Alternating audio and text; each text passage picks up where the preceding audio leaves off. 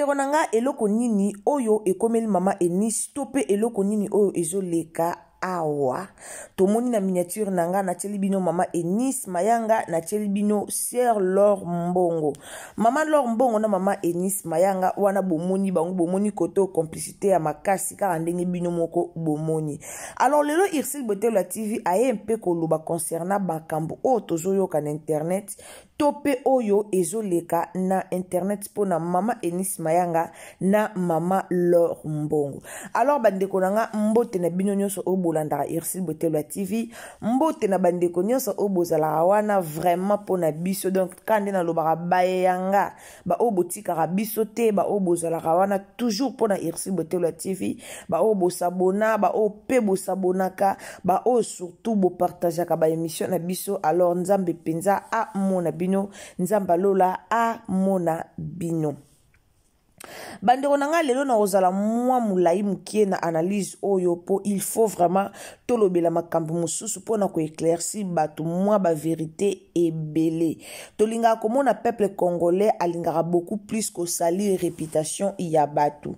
Tolinga komona peuple congolais kande baloba to ebite héritage batike la peuple congolais eza motema mabena ki ingratitude ceux qui paye yango héritage batike la biso na bakoko ya bakoko na biso to yebite. Mais le peuple congolais motema ekoma e mwindu omona peuple congolais elongi pembe meka pikitoko elongi pembe mobali kitoko me motema mwindu to ebite pourquoi peuple congolais toza na motema wana. Alors lelo to etolobela na likambo ya ba mama na biso o baza ba musicien ya o ba betra musique ya gospel baza ba musicien o bayembaka makasi o bayembaka vraiment kitoko o ba pambola biso na banzembo na bango. Koyoka banzembo ya mama Laure Mbongo. Mama Laure Mbongo aza muto abimi lelo te, mama Laure Mbongo aza muto abimakala abanda kala kopambola biso na ba miziki na ye. Alors nga na koyeba mama Eunice Mayanga na nzembo na ye ya liziba. Donc nzembo ya liziba o abimisaka yango ndenga na yebaka mama Eunice Mayanga na landaka nzembo wana jusqu'à présent na landaka ngo en tout cas eza penza na mozindo makasi. Na yeba mama Eunice Mayanga à travers nzembo ya liziba.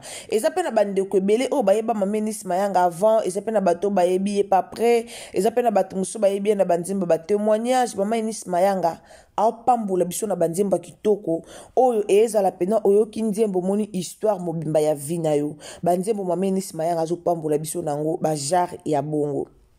Alors mutu lokwa ndeti mama Eunice Mayanga toko ya lokola koluka kokitisa ye to koluka ko critiquer to koluka ko sale mabendeti par rapport ya nini to mutu lokwa mama Laure Mbongo a luka za la jalouse envers Eunice Mayanga ya nini.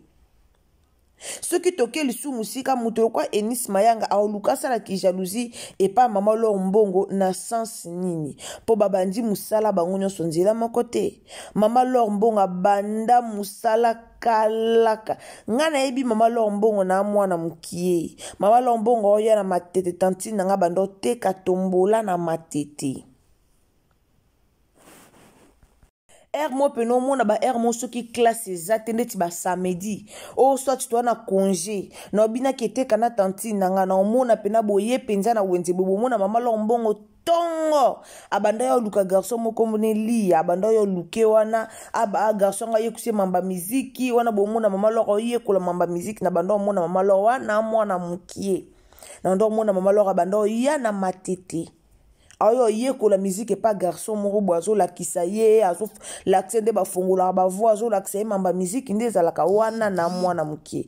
Donc mama Laure Mbongo banda musique kala soki lelo bokoti na chaîne YouTube na ye bomona bokititi na scène na jour a créer ka chaîne YouTube na ye boko comprendre aneni o mama Laure Mbongo banda musique na ye. Et puis bon mon changement par rapport à ba vidéo kala na ba clip à lelo ya mikolo. D'autant que ya na ba comparaison o ezanga mutuna makolo il faut to lukato yeba ba te be lelo ba comment lo ba ke mama Laure na defense Marie Misamba bazalaka na ba conflit kutu mama Laure Mbongo sepela nde Marie Misamba kufa non moko to ya ko tsa désordre na bana na kaya bana nzambe ezalaka kitoko te ezala kito bande konanga to s'abonner nanu to s'abonner sur eza première fois na yo au visiter Ursule Botello TV en tout cas au s'abonner, commenter, liker, partager ba image na biso, partager ba lien na biso, vraiment to partager et aux amalo mingi tozaka toujours na challenge tozana posa to kokisa 30k alors to comme déjà na 27 na ndambu donc tout ça l'effort to partager to pour to atteindre challenge na biso et aux amala mingi donc partager na Facebook, WhatsApp, partager partout tindela ba collègue na yo, tindela ba ami na yo partout partager ba vidéo na biso nzamba lola akopambola yo. Ngaloba na batu toujours et ana be mission mususu koti otali avant baloba no partager yo mo de Josu de amayela o partager avant baloba no partager yo mo de jo lobité émission o e amalamu émission o e ko sokola ba mémoire batu belé émission o e ko mema vérité na mambe belé tika na partager na lobango donc ba partage na bino ezalaka bien ba partage na bino esalaka ke émission o to lobela analyse o to sala muto to lobela so ba lobela qui est mabe quelque part mais tant Ursule Botello TV aye a lobeli vérité à propos mutuana au moins que partage na yo nzamba osunga ba vérité musu eye bana o ezalaki caché et ko yebana à travers partage na yo ya on lobara toujours bande ko nanga tango koti ko bosana te ko partager vidéo et ça vraiment important makasi donc to partager pour que to longola nanu likambo oyo to soigner nanu ba mitu ya batu to longola likambo oyo na mitu ya batu eza vraiment bien te tozo mona ba musicien chrétien tozo mona mambebele zo leka na monde gospel tozo mona yoka ona o baloba na raté ona o baloba na raté alors so mutu moka infiltré moka linga ya kokotisa alinga ya kokotisa motema mbaye po bakabola ba sœur na biso oyo en tout cas eza likambo moko il faut to ya kolobela yango eza likambo moko directement il faut to ya kotelemela yango eza likambo moko donc photo ya côté le melango menga na kamo a peuple de Dieu na kamo a peuple congolais na kamo a bana nzambe to mibenga bana nzambe to kenda pe be église OK église wana yo wana sambela wana yo wana ba problème elekyo tie mabolongo na soso sambele pa nzambe mais souvent ka bana nzambe nde to ya ko créer désordre car a pe na vie ya bana nzambe ça kitoko te. Tout au monde mama Eunice Mayanga beta qui concerne na terrain GB wana na lemba ba beta qui concerne ba faveur mukoko to mona ki ba mama Lombongo bazalaki to mona ki ba mama Micheline bazalaki bango nyonso bref aneku to mona ki mama na biso Eunice Mayanga afuka maki po azwa lipamboli ya baya na ye po azwa lipamboli ya ba mama na ye azwa lipamboli ya mama Micheline na mama Lombongo batiaki maboko ba bondelaki po na ye. Alors pourquoi peuple congolais tu as koluka ka problème tu as koluka ka to kabola Marie Missa Mozaki en vie a na lor mbongi zaki ka mo bayokani mo pe moi mutu na mutakepe na par na e kaka po na biso bana nzambe to linga ko ya na ba conflit to sala ka so to moni Marie Missa mo yembi moi musique mo bo sali sexy alors mbongi sali sexy te to banjo lukamba mo ba polémique to bandi directement koloba. Est-ce qu'on peut faire ça? Est-ce que tokoza na motema wana mabe? Est-ce que tokoza la penza bongo? Pourquoi tokoza na motema wana ya mabe? Eza kitoko te? Eza kitoko te? Lelo tomoni awa mama na biso Eunice abandi na ye malembe. En tout cas Eunice Mayanga, maman Eunice Mayanga, que le Seigneur te bénisse maman, nzambe vraiment pambola yo. Mamenis aomata malembe ngalo ba toujours nzembo a témoignage nzembo ayemba témoignage na koti ko yemba nzembo na tamukolo mote na vie na koyi ko abandonner nzembo na tamukolo mo na koyi ko tika ngote po e nzembo moko à chaque temps na yemba nzembo témoignage à chaque temps nzamba sela nga bolamu ebele.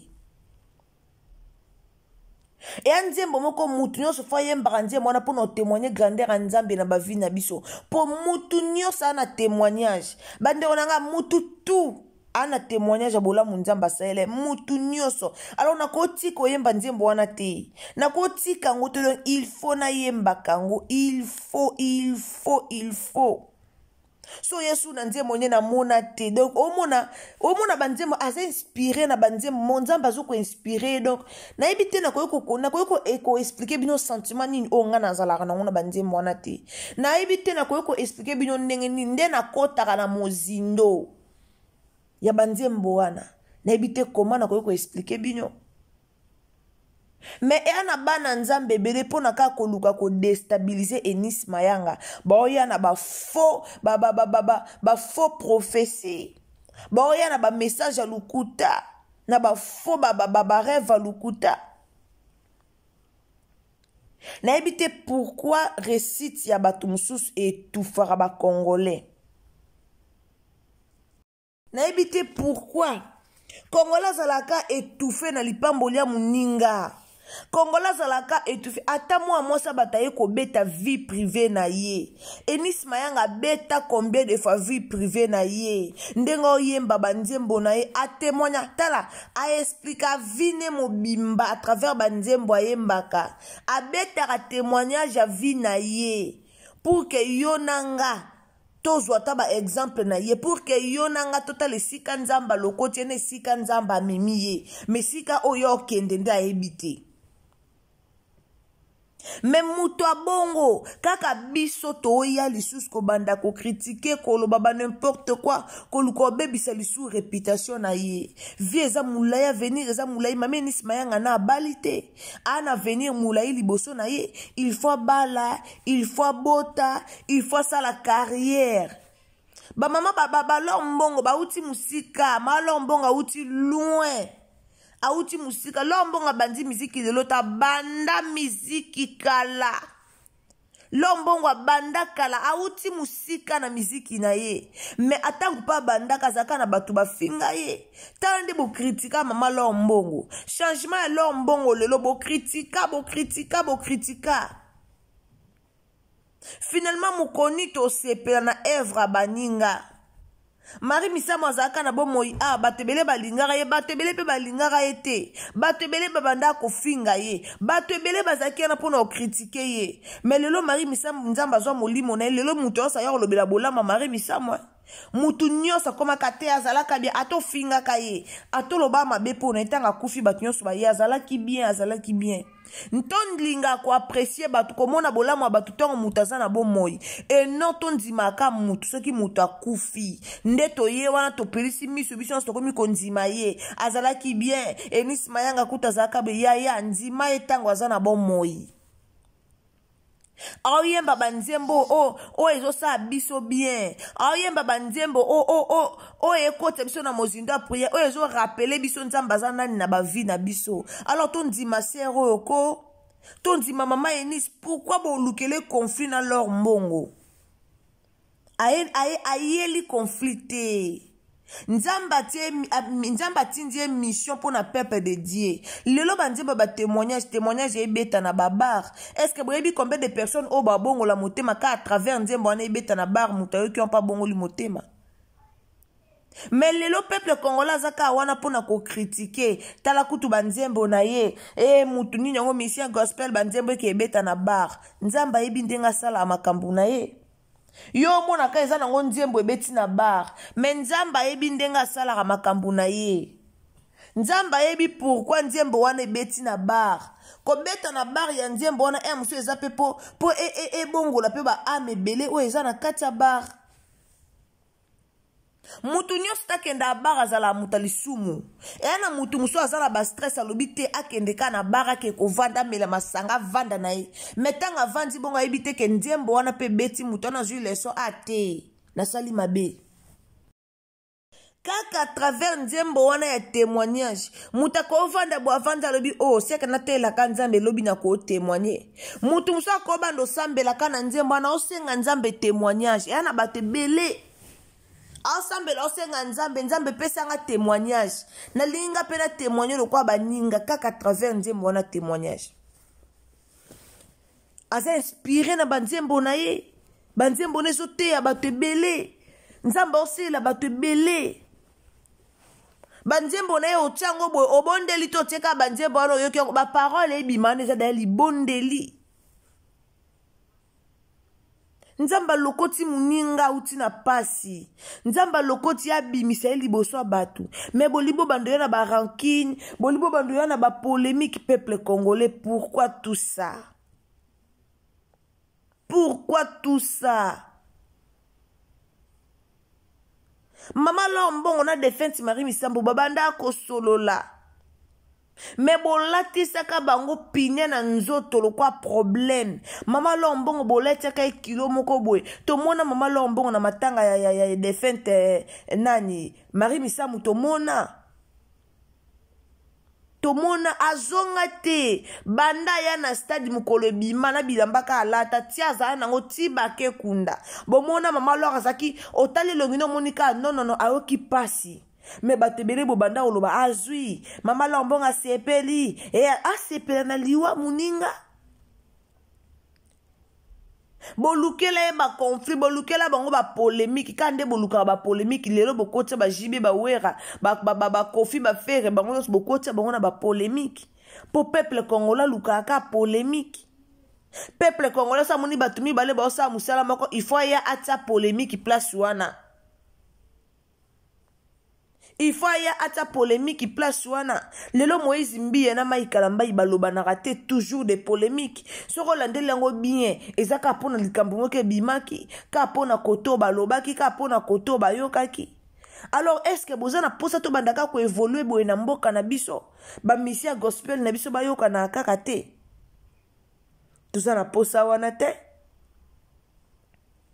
to ape na posa to mona un jour featuring to zalaka na posa wana un jour to mona featuring a Moïse Mbiye na pasteur Maïkala Mbayi nde to banda ko mona featuring ya Marie Misambo na pasteur Maïkala Mbayi un jour to zana posa to mona featuring ya Eunice Mayanga na maman na biso Laure Mbongo. Alors pourquoi peuple congolais to linga ko créer les bango polémique? Pourquoi? Pour na nini? Eunice oke kotonga Maman Laure Mbongo po azwa nini? To Laure Mbongo kotonga e po azwa nini? Na batu musu ba okoma Laure Mbongo ana ngambwe akanisa kindenge Marie Misambo makufi atika liye moko or batindele lisu mutu. Quelle réflexion, quelle manière nini ya kolobela likambo? Manière nini Kongola zalaka nango? Manière nini pe motema mabe ya makasi? Kongola na motema mabe ya makasi eloko nga na remarqué. Richesse o batikela biso saka ki ingratitude na motema mabe. Kongola motema mabe. Lelo na mboka na biso ezaka muto na muto so basala musala moko taba lobani lelo lobi kuna fo baza abinemi. Soto ke na bata théâtre ndeng moko. Jamais bako tambola ensemble ceux qui ont un succès ou pas un succès. Il faut qu'à base abinemi, il faut qu'à bakabwana, il faut qu'à baswana pour batambola bien basa musana bango bien. Mais so baza ke o koto na succès na o koto na succès na basangani bako sangana te.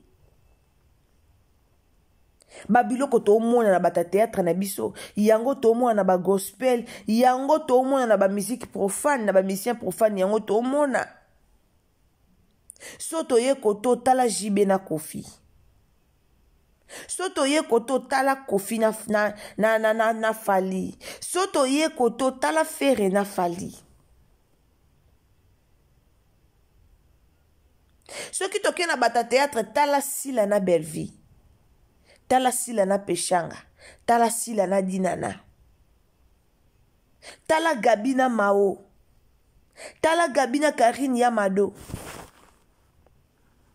Mais au monake, toza biso so ba Congolais, bosala bino so musala moko me eneke zongi, motema mabeleki. Tu na musique ya musique ya gospel, tala nani papa na biso Moïse Mbiye, tala ye na Maïkala Mbayi. Est-ce que bayoka naka? Mais liboso bazaka bato babanda oyokana.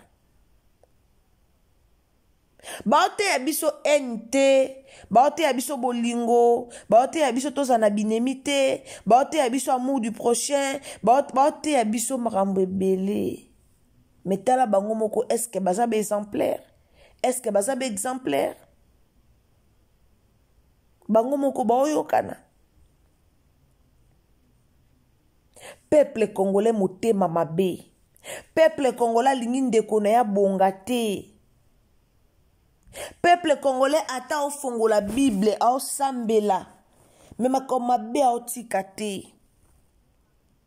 Tole l'avancement pays, tole l'avancement bambebele, mais biso moko nanu ba o to na kat, mitema na biso ya ndenge nini? Est-ce que mitema na biso za malam? To sa dignité ya ozala bana nzambe. Ceux qui to sa mambo a kitoko te, alors to sa dignité ya ozala bana nzambe, po to sa la mambo so sepelisa nzambe te. Lelo bokomo lo ba ambassadeur Nice. Lelo bokomo lo ba ambassadeur Lombongo, ekutu ba yokana te, ekutu ba wela nini, yango bomona joli bino photo o baza ensemble. Enis Mayanga za gentil na mutu nyonso. Na kota concert na mona mwa so na pesa mbota répondanga. Na sola ni na bapel video tanga zaka na Cape Town na. Sola na mutu, otala mutu lo bakete, o asa stage. Atangi classe malonga te. O ye moka loba ngwa mashaba mota tangi classe te. Na classe malonga te. Menzamba tomboli esko boli lipamboli na e ekoma des autres pona nini. Pona nini. Lombonga kipa marambu te. Mama lombonga finga mebele na internet. Ma kipa marambu te. Wana pena tolo ba pe abosolo akipa makambu te. Afinga ma mingi batu ba finga ye batu ba loba me akipa makambu te. Toti ko lukela bana nzambe ba conflit, toti ko lukela bana nzambe ba distraction. Tozala wana tozala concentré na ba clipo ba bimiseli biso. Tozala concentré tomoni tianga ka yango wana nzembo wana eye na moto nango. Seigneur tianga ka eya ba prière oto sambelaka. Ova nanda kuno vanjo sambela nzambe tianga ka visitenga. Alors mame nisa baloli yango pe na banzembo. O sentir que te na nzembo dimanche eza. So tali na mona te olandi nzembo na mona te wana très bien. O sentir que non nzamba za awa. Alors pourquoi motema mabe? Pourquoi boyokele haine? Pourquoi zoua? Pona nini motema ya mabe? Eza malamu te. Ba bengo mwana nzambe lakisa ki mwana nzambe na comportement na yo. Lakisa ki mwana nzambe na makambu nyonso. Tango ba bengo mwana nzambe zala mwana nzambe ya makambu nyonso. Kozala ka mwana nzambe munoko te. Zala mwana nzambe ya makambu nyonso. Wa mwana nzambe moliko tsa conflit na bana nzambe ya kitoko te. Botika complicité na bango eza kitoko botika bango. Botika bango baosa musala moko to na posa lelo babenga kipe mama lor mbongo babengi pe Enis Mayanga babeti pa ensemble posa wana yango tozana en tout cas botika bango basala vie na bango e oza malamu mingi bande onanga merci na bino batu bolandaka biso merci pour bino nde bosala biso tozala do bino nde bozo sala chaîne na biso sans bino nga loba toujours sans abonner à Irsli Botelo TV donc toza nil toza pamba donc mawa plein bino nde bosala ka force na biso alors merci na batu son nzamba lola amona bino bande onanga so nzamba liboso ko ina Irsli Botelo TV ko hésiter te ya ko s'abonner commenter liker partager alors to s'abonner tango s'abonner cliquer cloche ya notification tango s'abonner ko bossa na te finaka cloche ya notification et ko shunga au prochainement tango Irsli Botelo TV otia ba émission na o tala yango mbala moko et puis esika nyonso oyo yo oko zala donc oko joa notification lokola message sur WhatsApp nde ekopesa asi ya kokota ya kotala ba analyse na biso. En tout cas merci beaucoup na mama Laure Mbongo, merci pe na mama Enis Mayanga. Nzambe wana atia bolingo kati na bino, nzambe akanga bino vraiment matoyi boyoka batute, nzambe atia penza bolingo kati na bino. Bandero nanga merci mingi tango koti partager na Facebook, partager na TikTok, partager partout. Nzamba lola ako pambola yo. Tukutana la prochaine occasion ce qui Yesu azongite. Bisous. Bye.